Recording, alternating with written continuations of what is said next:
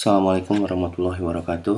Eh, Baik, kita akan melanjutkan pembahasan. Sebelumnya kita sudah membahas mengenai bagaimana cara kita melakukan ekspor ke Excel.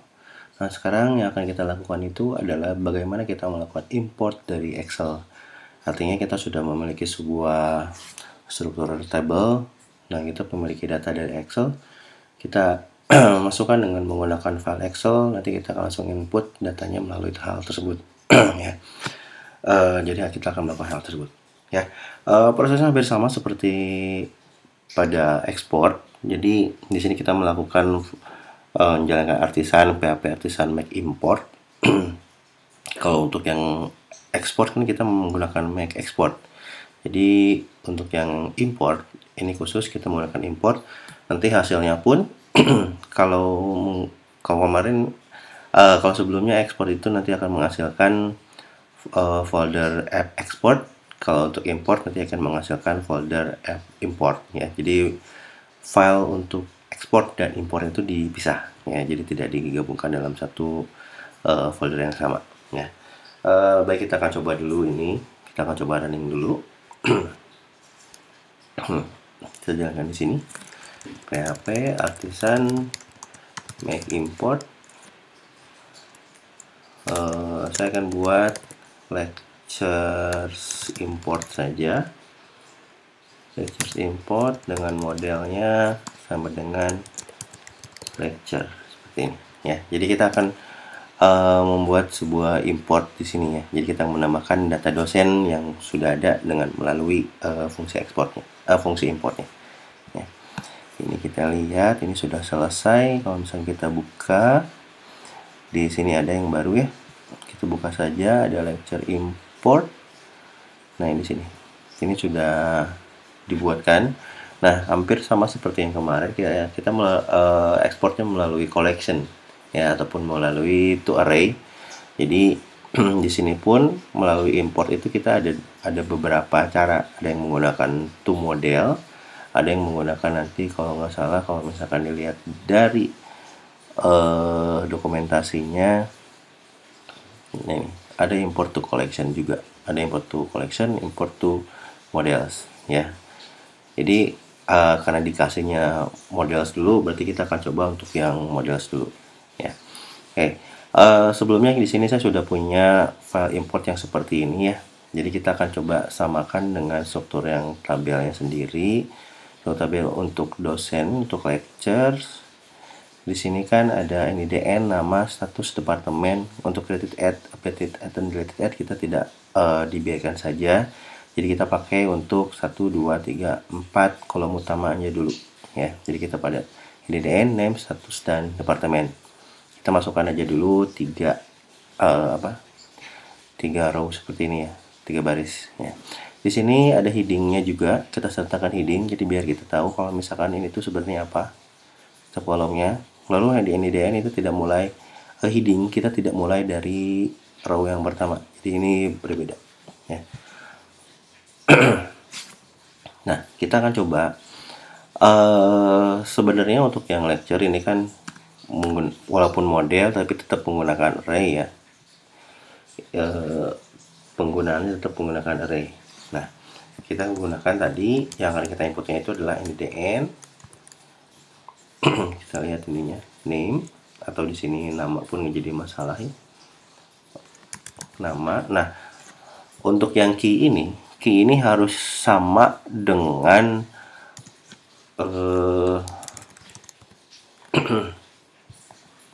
harus sama dengan yang ada di yang ada di kolom database-nya ya, dua kolom dalam tabelnya. Berarti kan harus sama dengan yang ada di sini. Ini nama, status, sama departemen ID. Karena tadi ada departemen ID ya. Departemen ID.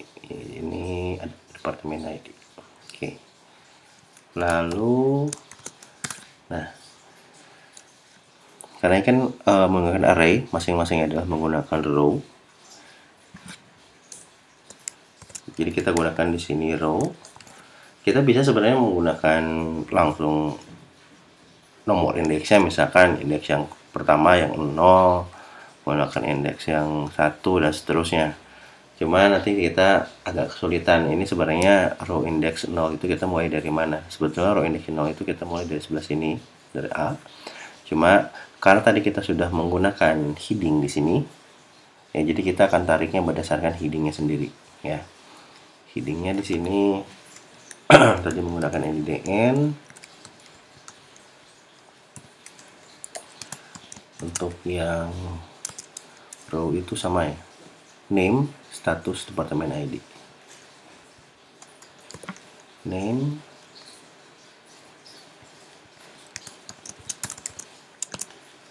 status, dan departemen ID seperti ini. Ya, ini sudah selesai. Belum. Nah, karena tadi kita menggunakan heading ya, deteksinya berdasarkan heading. Nah, kita harus tambahkan dulu di sininya menggunakan with heading row. With heading row, tambahkan juga di sininya with heading row. Nah, fungsinya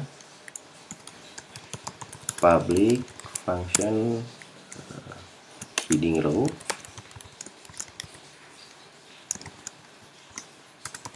value-nya harus integer, return.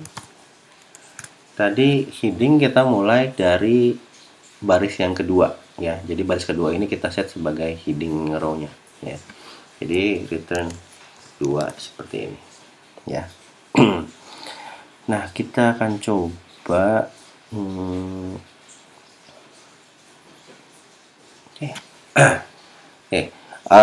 setelah ini kita akan coba buat buttonnya dulu di sini. Untuk yang importnya di sini nanti saya akan coba langsung saja pakai yang ini ya.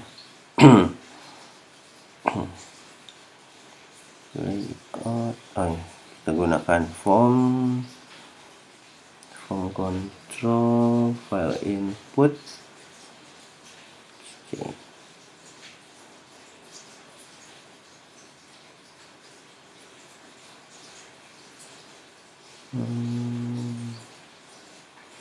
Oke, saya pakai yang ini saja ya. Nanti kita pakai yang ini aja dulu. Kita tambahkan, kita buat tampilannya ya, tombol input ini, tombol input file untuk Excelnya sendiri. Kita pakai dari index. Kita nggak mungkin gabungkan dari sini.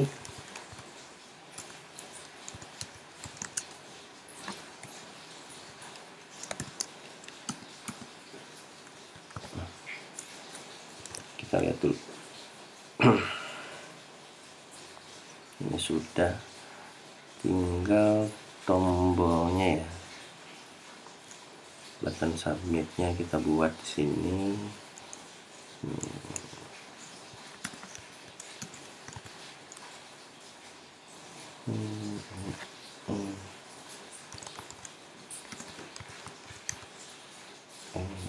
Input file submit.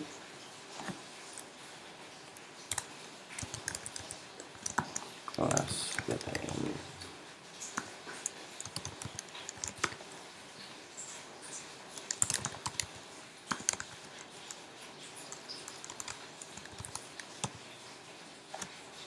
Import sini, kita pakai import.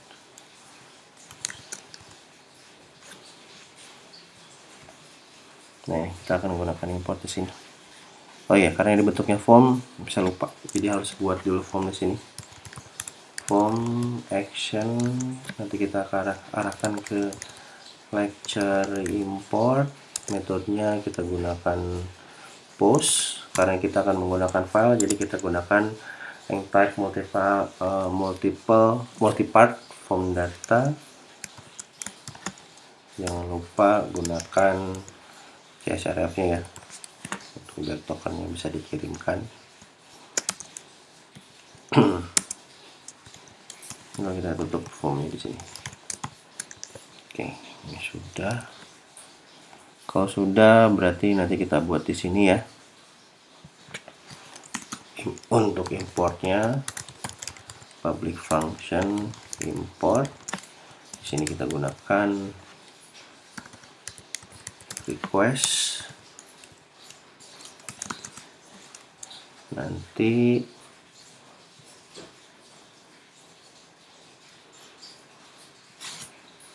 di sini kita gunakan Excel import new lectures import. Lalu yang diimportnya dari file apa? Ini ya. Kita akan gunakan request file, namanya file. Oke.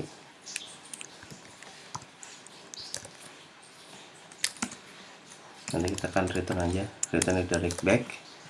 Oh ya, yang tadi sepertinya kita belum setup name-nya ya, untuk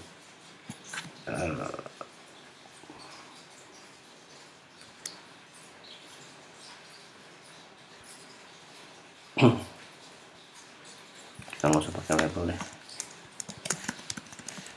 Form control tipe name-nya sama dengan file.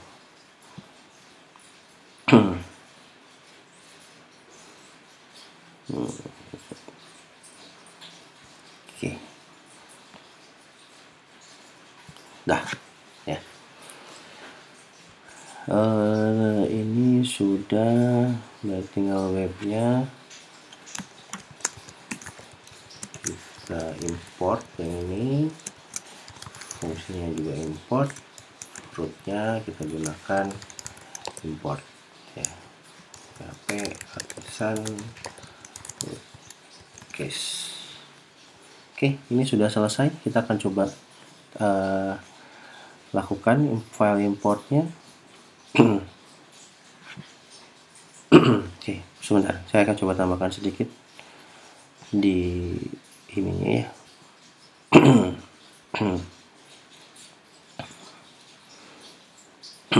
Saya akan tambahkan session flash kalau dia berhasil.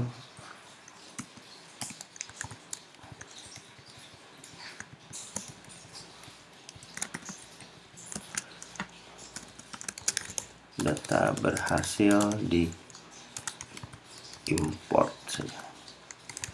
Nah, seperti ini ya. Oke, kita akan coba lakukan import. Oh ya, satu lagi belum. Ini lecture importnya belum kita panggil. Lecture import. Nah. Oke, kita lakukan proses importnya. Kita cari dulu tadi filenya yang ini ya. Yang ini betul. Open, kita import. Ini bukan button tipenya, tadi saya ada kesalahan. Ini bukan file tapi type.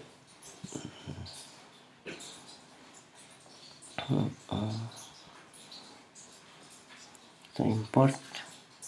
The post method is not support. Oh ya, tadi di sini kita gunakan get, tapi harusnya itu adalah post ya. Oke, kita ulang lagi, kita back saja.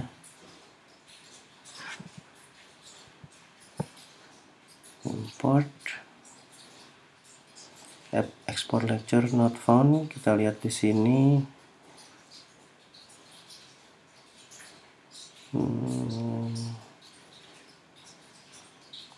Oh iya. Tadi ini bukan di export tapi import. Oke, kita ulang lagi.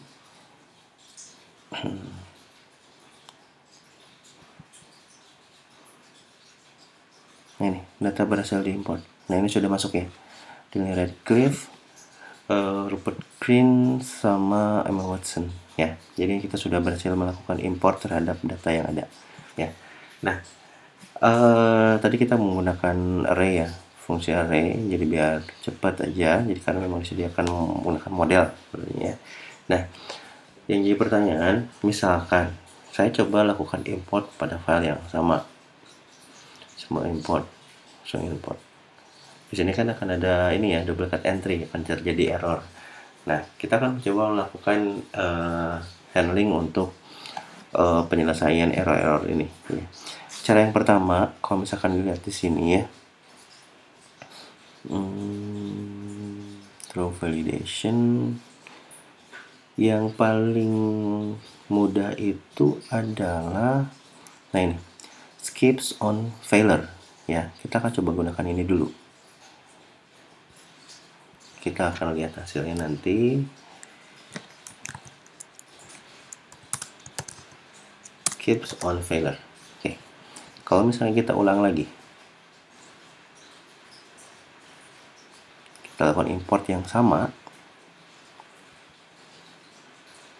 Import content abstract must be declared.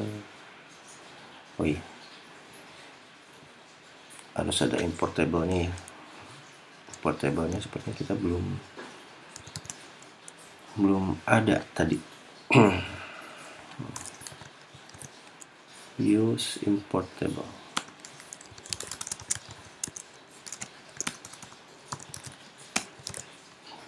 Nah, kita coba lagi.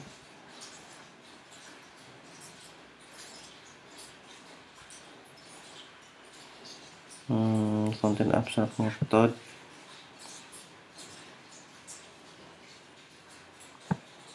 Oh iya, harusnya bukan skip on failure, tapi skipping error. Skip on error harusnya ya. Ini salah. Skip on error, ini juga sama. Skip on error. Kita refresh.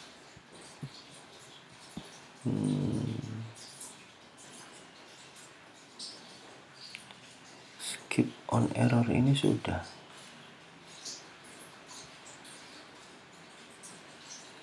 Oh iya, saya lupa fungsi skip on errornya. Ini harusnya ada handle apapun ya, tapi kita akan kosongkan aja.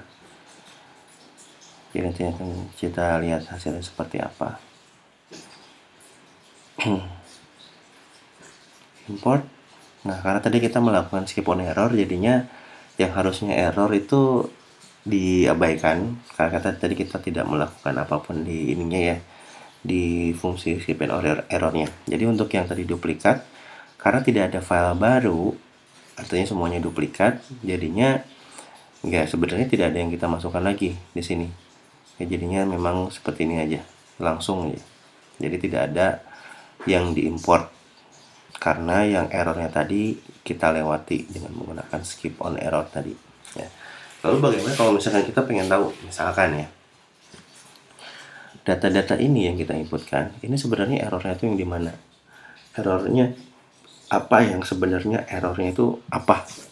Ya, apakah memang misalkan NID-nya kosong, namanya sama, NID-nya udah sama, atau dan seterusnya ya. Nah, untuk itu kita bisa menggunakan di sini ada yang handling validation with heading row with validation ya. Jadi kita akan melakukan validasi pada setiap row yang kita inputkan ya. Nah, untuk validasi kita gunakan with validation. Saya masukkan ini, untuk yang CPR saya skip aja dulu. With validation ya. With validation berarti yang ini pun saya hilangkan dulu. Lalu untuk fungsi validationnya kita gunakan rows. Validasi yang kita gunakan sama seperti yang kita pelajari di form validasi, aturan-aturannya ya, rulesnya. Jadi harusnya sih harus mulai paham ya. Jadi karena tidak terlalu berbeda ya. Jangan kita ini yang pertama NIDN nanti, lalu name ya. Ini berdasarkan row heading ya, ini nama heading, name, lalu status, headingnya departemen ID. Nah, ini aturan-aturan yang kita tempatkan. Yang pertama, kita kok gini ya,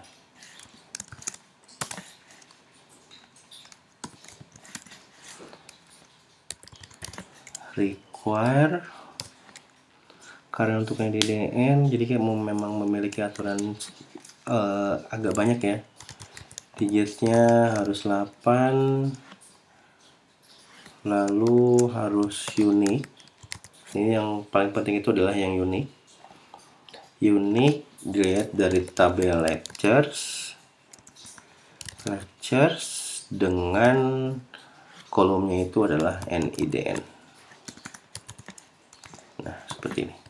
Untuk sisanya kita setup menjadi require saja ya.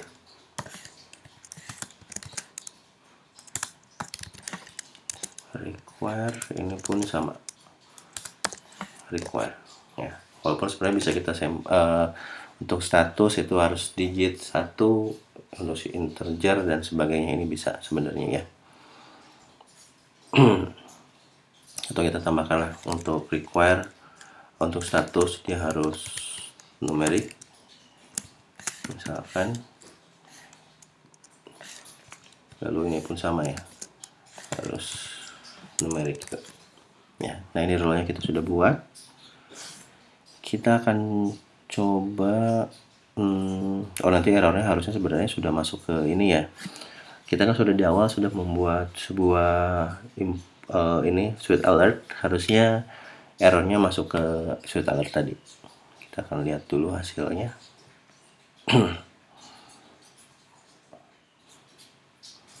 Coba import, kita import. Nah, ini error sudah kelihatan. There was an error on row 3, the NIDN must be 8 digit. Ini salah ya. Tadi kita buatnya malah 8, harusnya adalah 10. Nah, seperti ini.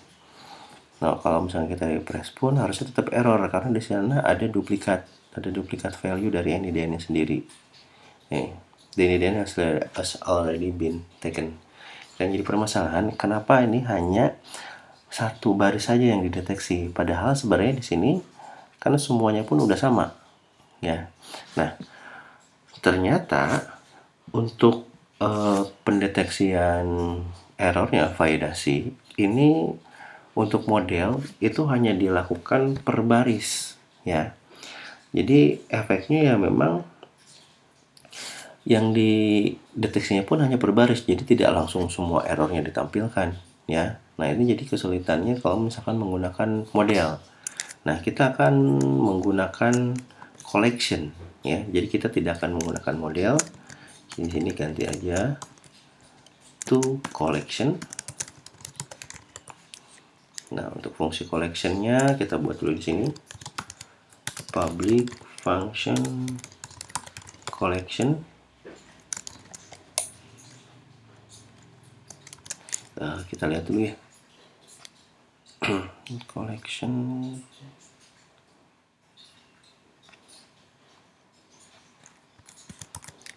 kita copy aja yang ini. Ini collection rows ya.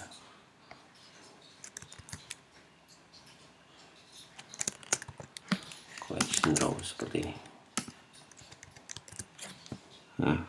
Value-nya oke. Kita gunakan for each ya. Oh, jangan lupa model lecture ini sudah di dalamnya, berarti kita lakukan for each untuk rows as row seperti ini. Di dalamnya kita lakukan fungsi insert, create. Nah, seperti ini. Lalu kita insertkan NIDN, lalu nama name, status dan departemen ID ya. Ini kolom yang ada di tabel, ini berdasarkan row-nya ya. Row-nya tadi kita gunakan name, tapi di tabel adalah nama. Oke, ini sudah. Oke, kita coba lakukan import lagi. Ini oke saja. Saya refresh dulu. Kita import. Import to model not found. Oh ya, ini kita belum setup, belum ubah ya menjadi itu collection.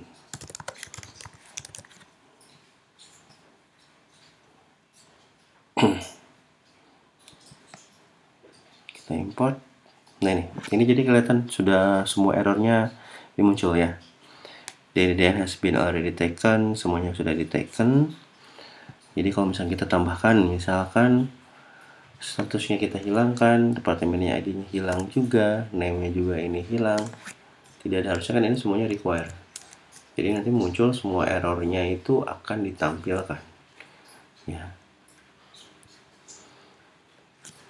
Nah ini ya, ini untuk NDDN yang duplikat, name-nya ini harus require, status ini harus require, departemen pun ini harus require ya. Jadi kalau misalkan nanti tidak kesalahan, dia akan langsung otomatis di insert seperti halnya kita melakukan form validasi ya.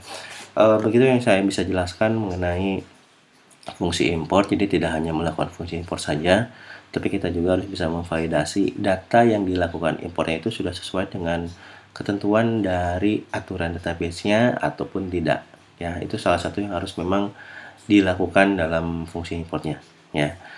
Sekian yang bisa saya jelaskan. Terima kasih semuanya. Assalamualaikum warahmatullahi wabarakatuh.